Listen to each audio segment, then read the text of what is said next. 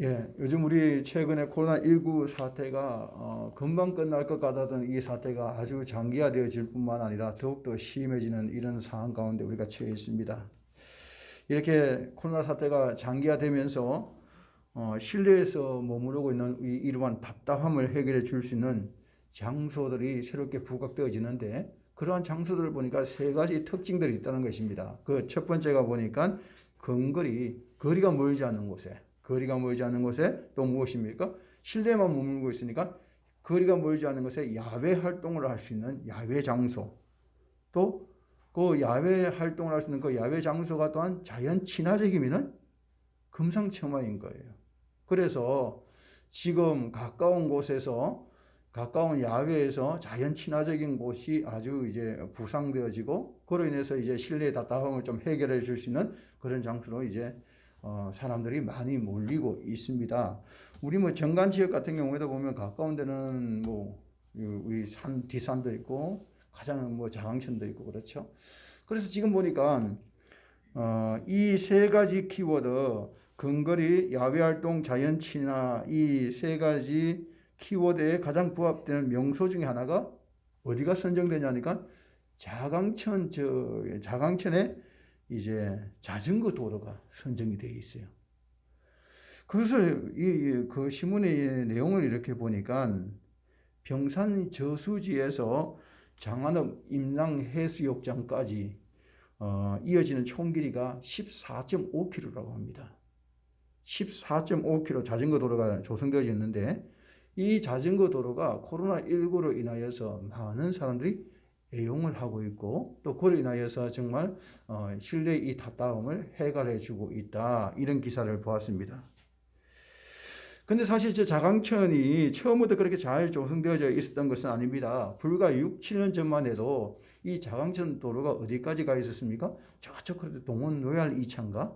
거기까지밖에 자강천이 되어 있지 않습니다. 하지만 5년 전에 기장군에 한번 큰 물 난리가 났었죠. 한 5년 전쯤 될 겁니다.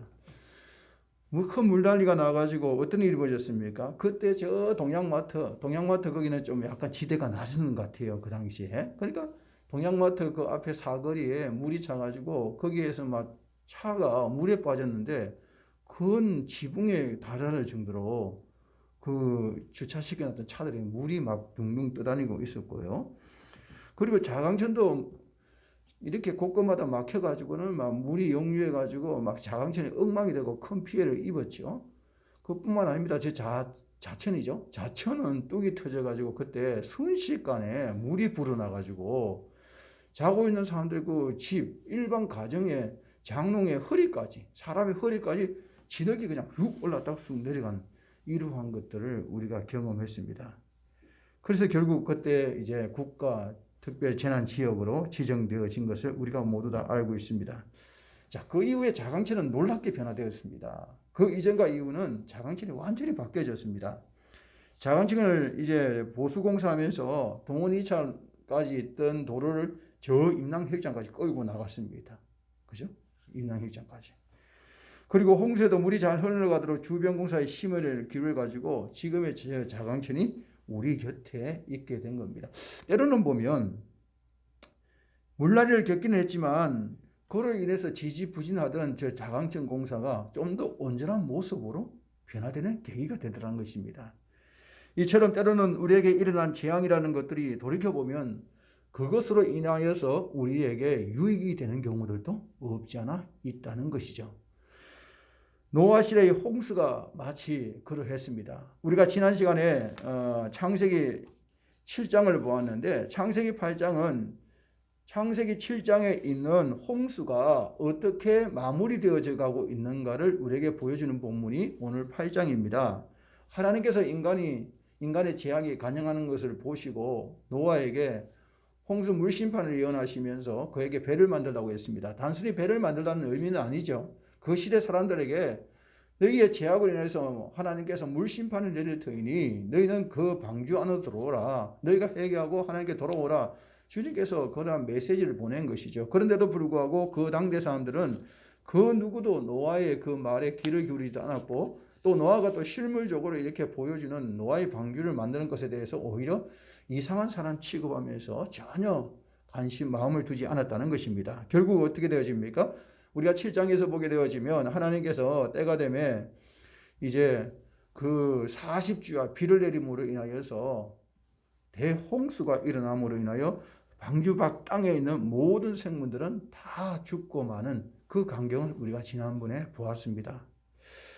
우리가 노아의 그 가족들이라고 생각한다면 한번 상상해 볼 필요가 있습니다. 어제까지 가까이 지내고 있던 친구들, 또 이웃들, 심지어 우리 친척들, 그 물에 떠내려가면서 어떻게 떠내려갔겠습니까? 살아남기 위해서 어찌하든 간에 나무 조각을 붙들었을 것이고 물에 뜰 수 있는 부유물들을 막 붙들고 살아남기 위해서 얼마나 애를 썼겠어요.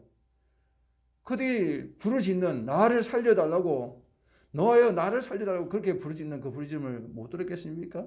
그 광경을 노아가 다 본 거예요. 그의 가족들이. 그 물에 빠져 죽어가는 장면들을 목격한 그들의 심정이 어땠을까? 한편으로는 두려워했고 또 한편으로는 불안해했을 것입니다. 왜냐하면 하나님이 하시는 놀라운 일들을 보니까 두려웠을 거예요. 거룩한 두려움. 하나님이 작정하시니까 마른 하늘에 비를 내리셔서 이렇게 온 땅에 있는 기어다니는 모든 생물들을 다 죽이시는 그 하나님의 놀라운 능력 앞에서, 그리고 하나님의 그 두려움 앞에 서 있으니까 얼마나 마음이 두려웠겠는가. 또 한편으로는 불안했을 것입니다. 물이 얼마 동안이나 이렇게 땅을 뒤덮고 있었다고 하는가. 창세기 7장 24절 한번 읽어보겠습니다. 물이 150일을 땅에 넘쳤더라. 아멘.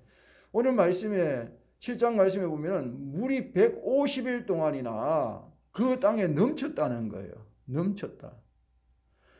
150일 동안이나 물이 넘쳤다는 이 말은 우리가 돌이켜 생각해 보면 몇 달입니까? 5개월입니다. 5개월. 하루 이틀도 아니고 5개월 동안이나 물 위에 노아와 그의 가족들이 떠 있었다는 말이죠. 물론 노아에게는 하나님께서 주신 약속의 말씀이 있었지만 그럼에도 불구하고 이 앞으로 어떻게 될 것인가, 하루 이틀도 아니고 5개월 동안 그렇게 떠돌아다니는 거, 물리를 끌어다니면서 내가 할 수 있는 것이 아무것도 없지 않습니까? 그냥 노아의 그 방주가 그냥 흘러가는 대로 그냥 막히채로 살아가고 있는 거예요. 그러니 앞으로 어떻게 될 것인가에 대한 불안감도 없지 않아 있었을 것이다. 그러한 노아와 그의 가족들을 위해서 하나님께서 하신 일이 무엇입니까? 오늘 말씀에 8장에 넘어가 보면 하나님이 그들을 기억하셨다. 기억하셨다. 1절 말씀을 읽어보겠습니다. 하나님이 노아와 그와 함께 방주에 있는 모든 들짐승과 가축을 기억하셨다. 이 기억이라는 말의 원어는 자카르라는 말입니다. 주목하다, 또 새기다, 또 생각하다. 지금 여기서 말하는 하나님께서 노아와 그의 가족들을 생각했다는 이 기억했다는 이 기억이라는 이 말은 내가 어떤 일을 잊어버렸다가 갑자기 생각이 나서 기억했다는 말이 아닙니다. 처음부터 항상 마음에 품고 새기고 기억했다. 이 말을 우리에게 말하고 있는 것이죠. 그러니까 하나님께서 진노 중에서도 방주 안에 있는 노아를 처음부터 끝까지 계속해서 마음에 품고 있었다는 것이죠. 또한 하나님이 기억하셨다는 이 말의 의미 안에는 보면 하나님이 기억하신 이유가 무엇입니까? 노아를 왜 기억하십니까? 도와주기 위해서. 노아를 살리기 위해서 하나님이 기억하셨다. 그래서 하나님은 우리에게 기억만 하시는 하나님이 아니라 우리에게 필요한 도움의 손길을 베푸시는 것을 우리가 보게 되어집니다. 이러한 예는 성경에 많이 있습니다. 하나님께서 아브라함을 기억하사 소돔과 고모라 땅에 있는 불과 유황 심판을 당하고 있는 그 정말 지옥과 같은 그런 환경 속에, 그런 징벌 속에 있던 그곳에서 누구를 구출했습니까? 롯을 구출하신 거예요. 누구를? 아브라함을 기억하사. 또 자식이 없어서 무시를 당하는 나헬을 기억하사 하나님이 어떻게 하셨습니까? 하나님께서 나헬에게 요셉을 잉태케 하셨다는 것입니다. 애굽에서 정말 고난 가운데서, 핍박 가운데서, 무시 가운데서 노예의 삶을 살고 있던 정말 저들의 신음의 소리를 들으시고 하나님께서 어떻게 하셨습니까? 그 하나님께서 이스라엘 백성들을 기억하사 하나님께서 출애굽의 역사를 시작하게 만드신 것을 보게 됩니다. 하나님은 어떤 분이신가? 하나님은 우리를 기억하시는 분이시다. 우리를 기억하시는 분. 하나님은 공경에 처한 성도들을 절대 잊지 않으시고 항상 기억하시는 하나님. 탕자가 집을 나가도 아버지의 그 눈길과 마음은 늘 그 아들에게 있는 것처럼 하나님은 우리가 어떤 형편과 환경에 처해 있든지 간에 늘 우리를 바라보고 기억하시는 하나님. 그것이 바로 우리가 믿는 하나님이라는 것이죠. 그래서 잠언 15장 3절 읽어보겠습니다. 여호와의 눈은 어디서든지 악인과 선인을 감찰하시느니라. 시편 121편입니다. 여호와께서 너를 실족하지 아니하게 하시며 너를 지키시는 이가 졸지 아니하시리로다. 이스라엘을 지키시는 이는 졸지도 아니하시고 주무시지도 아니하시리로다. 아멘.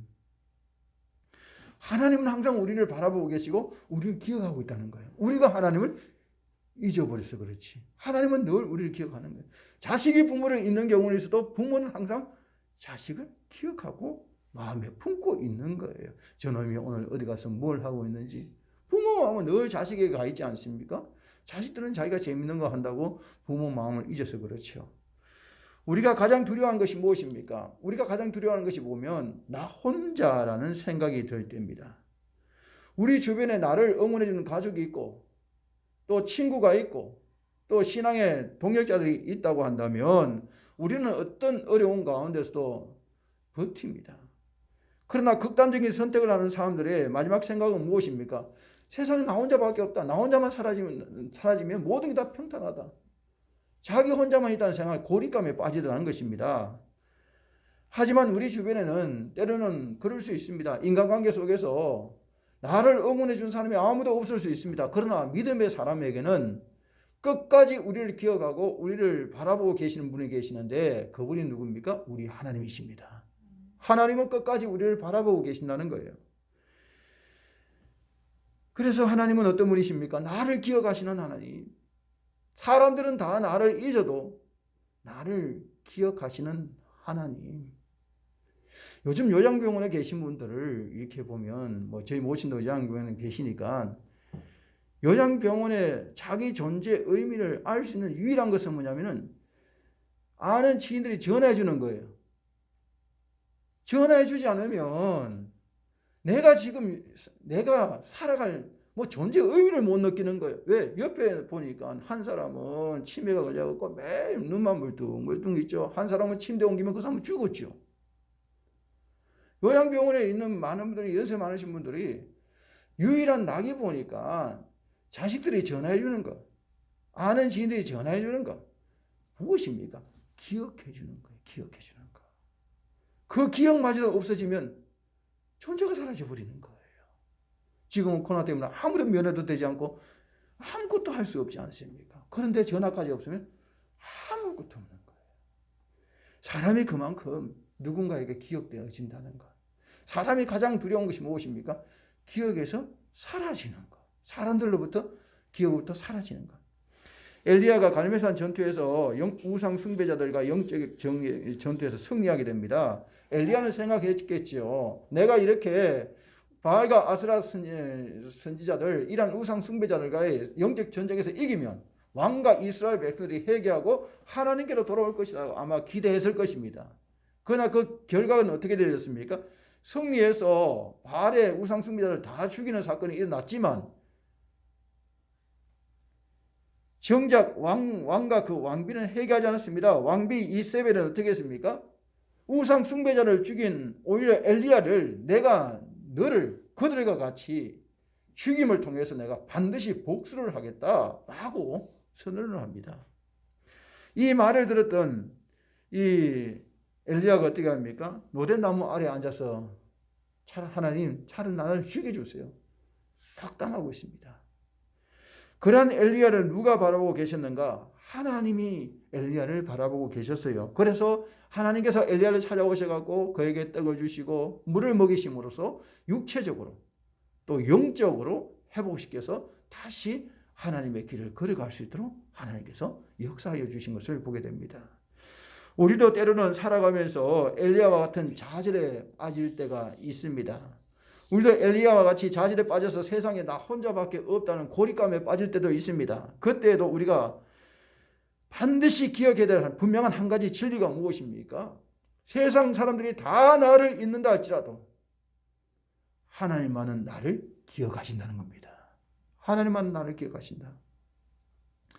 어느 책을 읽다 보니까 한 자매의 고백의 글이 이렇게 있는 것을 보고 감동적이어서 한번 소개합니다. 그 자매의 글에 이렇게 적혀 있습니다. 제가 결혼을 앞두고 있을 때에 아버지는 노인성 치매를 앓고 계셨습니다. 점점 더 병세가 심해지는 아버지를 보면서 결혼식 날 아빠가 내 손을 잡고 입장할 수 없다는 그 사실이 무척 가슴 아팠습니다. 그러던 어느 날 우연히 복음성가를 듣게 됐는데 그 복음성가 제목이 내 이름 아시죠? 라는 노래를 듣게 되었습니다. 그 내 이름 아시죠? 그 가사 내용에 이런 내용이 있습니다. 그는 내 아버지, 난 그의 소유. 내가 어딜 가든지 날 떠나지 않죠. 내 이름 아시죠? 내 모든 생각도 아바라 부를 때 그가 들으시죠. 이 복음성가를 듣고는 막 전율을 얻겠다는 거예요. 한없이 울었다는 겁니다. 우리 육신의 아빠는 저렇게 노인성 치매 때문에 결혼식 날 내 결혼식이 언젠지도 알지 못하고 내가 딸인지도 알지 못하고 심지어 입장할 때도 같이 손도 잡아주지 못하는데 그래서 마음이 아팠는데 하나님 아버지가 내 아버지가 되시사 나를 알고 계시고 나를 기억하신다는 그 가사의 내용이 그 자매의 마음속에 들어옴을 인해서 더 이상 외롭거나 우울감 속에 빠질 수가 없다는 것입니다. 그래서 결혼 당일날 친척들이 그렇게 얘기를 했대요. 아빠가 가지 못하니까 친척 중에 한 분이 손을 잡고도 입장하면 좋지 않겠느냐 그렇게 제안을 했대요. 그래서 그 자매가 친척들에게 얘기를 합니다. 비록 치매로 나를 알아보지도 못하지만 아빠의 그 자리를 누구에게 양보하고 싶지는 않습니다. 저는 육신의 아버지가 같이 가지 못하지만 하나님이 나의 손을 잡고 가시기 때문에 전혀 외롭지 않습니다. 하면서 결혼식 날 그 입장할 때에 원래 음악이 있지 않습니까? 그 입장할 때 원래 정해진 음악을 트는 것이 아니라 내 이름 아시죠? 이 음악을 튼 거예요. 그 음악을 틀고 입장을 하고 결혼식을 했다는 거예요. 그러면서 그 자매의 고백이 그렇습니다. 제 삶에 그날 그 순간이 세상에 살면서 가장 행복한 순간이었습니다. 가장 행복한 순간이었습니다. 이사야 49장 15절 16절 읽어보겠습니다. 여인이 어찌 그 젖먹는 자식을 잊겠으며 자기 태에서 난 아들을 긍휼히 여기지 않겠느냐. 그들은 혹시 잊을지라도 나는 너를 잊지 아니할 것이라. 내가 너를 내 손바닥에 새겼고. 아멘. 젖먹는 어미가 어떻게 그 자식을 잊을 수 있겠습니까? 정상적인 부모라면 잊을 수 없는 거예요. 그러니까 이 말씀의 의미는 젖먹는 자식을 잊었다는 얘기가 아니라 젖먹이는 어미가 어떻게 자식을 잊을 수 없는, 일어날 수 없는 일이라는 거예요. 있을 수 없는 일이라는 겁니다. 있을 수 없는 일이 일어난다 할지라도 그보다도 더 하나님께서는 우리를 기억하신다. 내 손바닥에 새겼다. 내가 너를 사랑한다. 그렇게 말씀하고 있는 겁니다. 우리가 잊지 말아야 하는 한 가지 분명한 사실이 무엇입니까? 하나님은 우리를 기억하신다. 하나님은 나를 기억하신다. 하나님의 기억은 우리를 책망하기 위한 기억이 아니라 우리를 도와주시기 위해서 기억하신다는 거예요. 도와주시기 위해서. 코로나로 인하여 힘든 시간을 보내고 있습니까? 하나님이 여러분을 기억하고 있는 줄로 믿습니다. 코로나로 인하여 불안한 시간들을 보내고 있습니까? 하나님이 우리를 도와주시기 위해서 기억하고 계신 줄로 믿습니다. 노아를 기억하신 하나님이 무엇을 하셨습니까? 오늘 8장 1절 하반절을 보니까 하나님이 바람을 땅 위에 불게 하심에 물이 줄어들었고, 하나님께서 노아를 기억하실 뿐만 아니라 노아를 위해서 무엇을 하셨습니까? 바람을 일으키셨어요. 바람을 일으켰다. 바람을 일으켰다는 것은 무엇입니까? 하나님께서 노아를 위해서 수고를 아끼지 않았다는 거예요. 수고를 아끼지 않았다. 하나님은 그의 백성을 기억만 하시는 것이 아니라 그의 백성을 위해서 하나님께서 수고를 아끼지 않는다는 거예요. 창조 되신 하나님의 피조물을 위해서. 이러한 하나님의 역사는 성경 곳곳에서 나타납니다. 하나님께서 출애굽의 광야에서 먹을 것이 없어 이스라엘 백성들이 원망할 때에 시편 78편 읽어보겠습니다. 그가 동풍을 하늘에서 일게 하시며 그의 건너으로 남풍을 인도하시고 먼지처럼 많은 고기를 비같이 내리시고 나는 새를 바다에 모래같이 내리셨도다. 아멘. 하나님께서 메추라기를 내신 그 사건을 묘사하고 있는 거죠. 시편에서.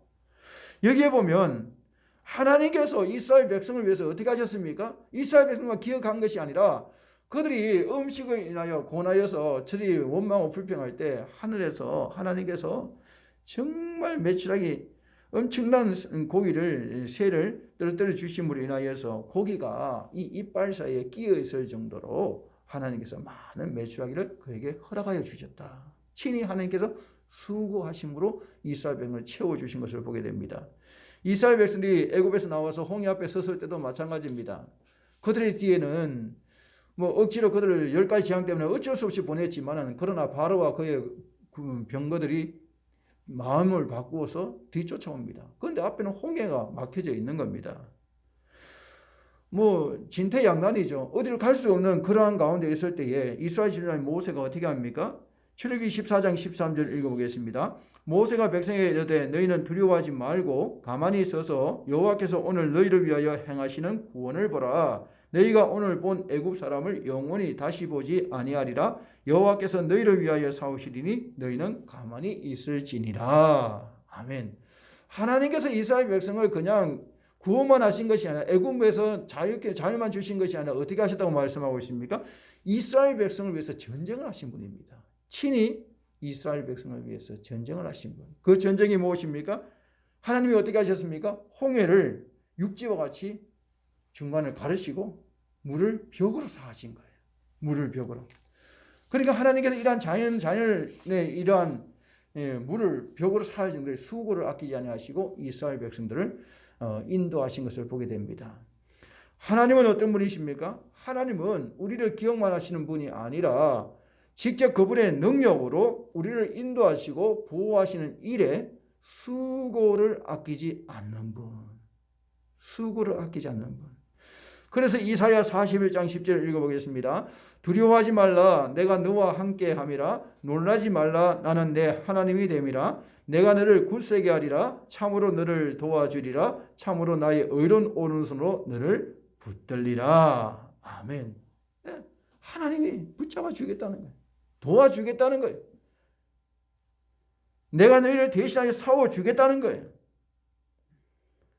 지금까지 우리가 살아오면서 하나님께서 행하신 일들을 한번 돌이켜보시기를 바랍니다. 지나온 시간들 속에서 하나님의 손길이 미치지 않는 영역이 어디에 있습니까? 우리는 코로나19로 해서 어려움을 겪고 있지만 우리 일상적 삶 속에서 이 코로나19만 어려움을 겪었습니까? 여기 계신 분들은 살아오신 만큼의 어려움을 다 경험하면서 지금까지 살아오신 분들입니다. 그러기에 어르신들의 이 주름살 하나하나는 그의 인생의 굴곡들을 다 기록되어진 거 아니겠습니까? 특히 믿음의 사람들이 지금까지 믿음을 잃지 않고 이까지 달려오기까지는 그 수많은 시간들 속에서 이해되지 않는 많은 고통과 아픔들이 왜 없었겠습니까? 그럼에도 불구하고 지금 이 자리까지 우리가 승리할 수 있는 이유는 무엇입니까? 우리가 잘나서 우리가 믿음이 좋아서 능력이 있어서가 아니라 하나님께서 우리를 위해서 친히 도우시고 힘을 주시고 세워주시고 손을 잡아 주셨기 때문인 줄로 믿습니다. 하나님이 우리를 지금까지 인도해 주신 거예요. 우리를 기억만 하신 것이 아니라 이 강야 인생길을 걸어가는 강야의 이 믿음길을 걸어갈 수 있도록 우리를 도와주셨다는 거예요. 도와주셨다. 그러한 하나님 앞에서 우리가 할 일이 무엇입니까? 이러한 하나님의 은혜 가운데 있는 우리가 하나님 앞에 할 일이 뭐냐? 그것은 바로 예배의 제단을 온전히 쌓는 것입니다. 오늘 8장 20절 읽어보겠습니다. 노아가 여호와께 제단을 쌓고 모든 정결한 짐승과 모든 정결한 새 중에서 제물을 취하여 번제로 제단에 드렸더니 여호와께서 그 향기를 받으시고. 아멘. 노아는 그 홍수가 끝나고 난 다음에 육지에 올라왔을 때 제일 먼저 한 일이 무엇인가? 하나님께 제단을 쌓았다. 다시 말해서 하나님께 예배를 드렸다는 겁니다. 이 제단은 어떤 의미가 있습니까? 감사와 헌신이라는 의미의 제단이었다는 것이죠. 무엇에 대한 감사입니까? 그 허다한 땅에 살아가는 모든 생물 다 죽는 가운데서도 하나님께서 노아와 그의 가족들을 구원하여 주신, 살려주신 하나님의 은혜에 대한 감사의 제단이었고, 또 하나는 무엇입니까? 이제 새롭게 시작되어지는 노아 가족으로부터 새롭게 인류가 시작되어지는 이러한 앞으로 미래에 대해서 하나님만을 온전히 의지하는 가운데 하나님의 뜻만을 쫓아서 살아가겠다는 헌신의 제단이었다는 거죠. 그래서 이 노아의 제단은 하나는 과거에 베푸신 하나님의 은혜에 대한 감사의 제단이고, 또 하나는 앞으로 하나님을 섬기면서 살아가겠다는 헌신의 제단이었다. 예, 말씀을 정리하겠습니다. 우리가 겨울에 내과에 가게 되어지면 온통 얼음이 잔뜩 얼었음에도 불구하고 그 얼음 밑에는 물이 흘러가는 소리가 들려옵니다. 물이 흘러가는 소리.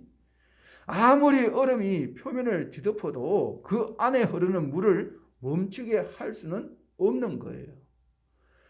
여러분, 지금 우리는 코로나로 인하여서 사람 만나기도 어렵고 직장 생활과 또 경제 생활도 어려운 시기를 지나고 있습니다. 심지어 예배 드리는 것조차도 버거운 때를 맞이하고 있습니다.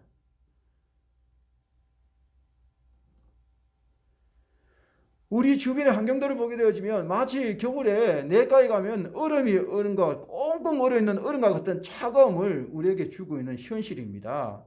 하지만 그 얼음 밑에 있는 그 안에 흐르는 하나님의 은혜와 사랑마저 멈추게 할 수는 없다는 것입니다. 네? 왜냐하면 하나님은 이러한 어려운 시기를 지나고 있는 우리를 여전히 기억하고 계시기 때문에 그렇습니다. 또한 우리를 도우시기 위해서 하나님은 수고를 아끼지 않고 하나님이 지금도 역사하고 계시기 때문에 그렇습니다. 그러므로 우리는 꽁꽁 얼어있는 이 현실의 이 얼음판만을 볼 것이 아니라 영의 눈을 열어서 그런 상황 속에서도 나를 도우시는 하나님의 손길을 바라볼 수 있는 저와 여러분 되시기를 바랍니다. 그 하나님의 손길만 바라보게 되어진다고 한다면, 우리를 위하시고 우리를 기억하시고 도우시는 그 하나님의 손길을 바라본다면 우리가 무엇을 해야 됩니까? 우리가 어떻게 살아야 됩니까? 오늘 말씀대로 우리의 예배의 제단을 쌓아야 됩니다. 예배의 제단. 이 예배 제단은 어떤 예배 제단이었습니까? 먼저는 하나님께서 나를 구원해 주신 그 은혜에 대한 감사 제단이 회복되어야 됩니다.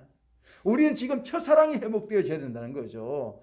저와 여러분이 예수님을 처음 만났을 때 하나님께서 내게 주신 그 은혜의 제단, 정말 이 세상 가운데서 나 하나 정말 죽을 수밖에 없는 인생들임에도 불구하고 나를 구원해 주신 하나님의 은혜에 대한 감사의 제단이 회복되어져야 되고, 또 하나는 무엇입니까? 이렇게 자충우돌하면서 살아왔음에도 불구하고 여전히 나를 기억하시고 이 자리에 앉게 하신 하나님의 용서하시고 새롭게 시작할 수 있는 그러한 기회를 주신 하나님 앞에서 우리가 다시 한번 하나님의 뜻대로 살겠습니다 라는 헌신의 제단이 회복되어야 될 줄로 믿습니다. 우리가 이러한 감사와 헌신의 제단이 회복되어질 때에, 또는 그러한 제단을 쌓을 때에 노아를 통하여서 하나님께서 다시 새로운 역사를 써내려갔듯이 하나님께서 저와 여러분을 통해서 새로운 역사를 써내려갈 줄로 믿습니다.